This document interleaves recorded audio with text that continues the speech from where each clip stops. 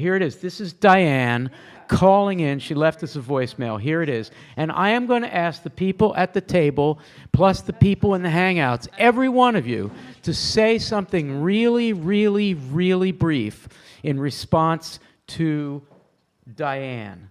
Okay? So listen to Diane and say something really brief, everyone. Here it goes.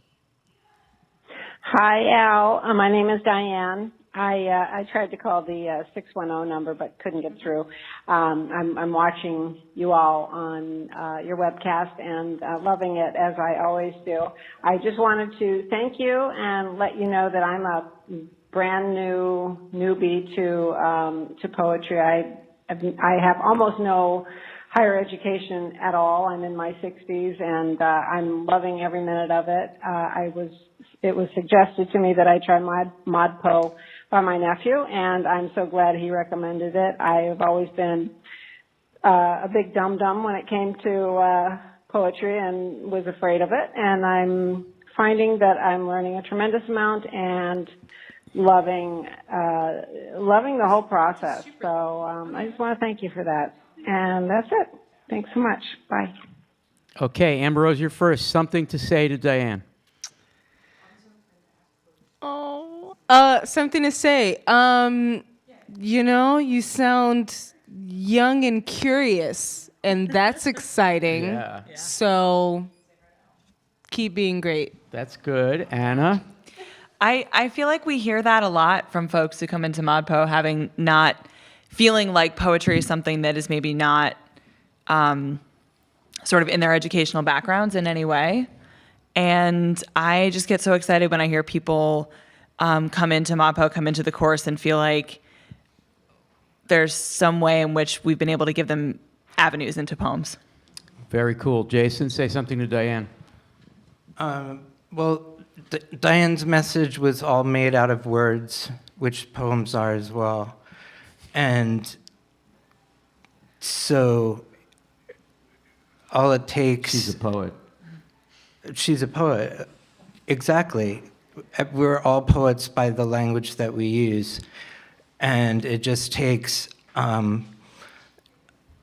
sudden, unexpected angle to see language as an art-making material. Cool. Very cool. Erica, say something to Diane. It's a New York school. Yeah. It's a conversation. I love that. Molly, say something to Diane. I love that Diane said something about enjoying the process, and really, like, the poetry is in the process. So you're doing a great job. Fantastic. Max? I'm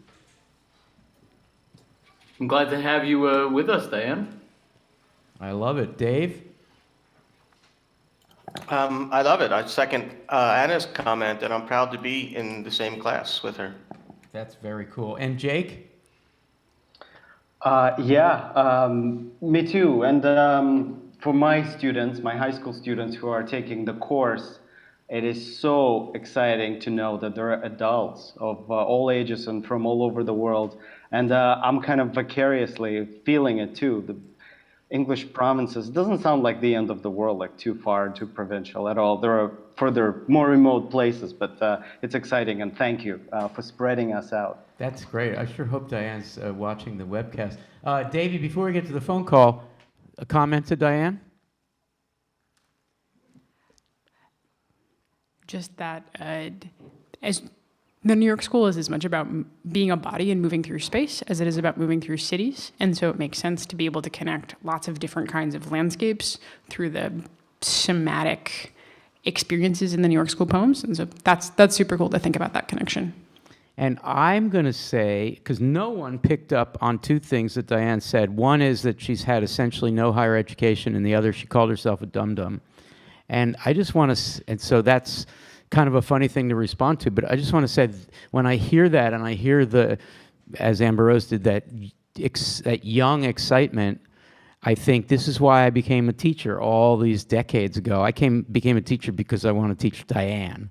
Not that I don't want to teach the people who are duly constituted as my students, with some people in the room, but because there's, as Jason implied, there's no such thing as dum-dum in poetry, and quite the opposite.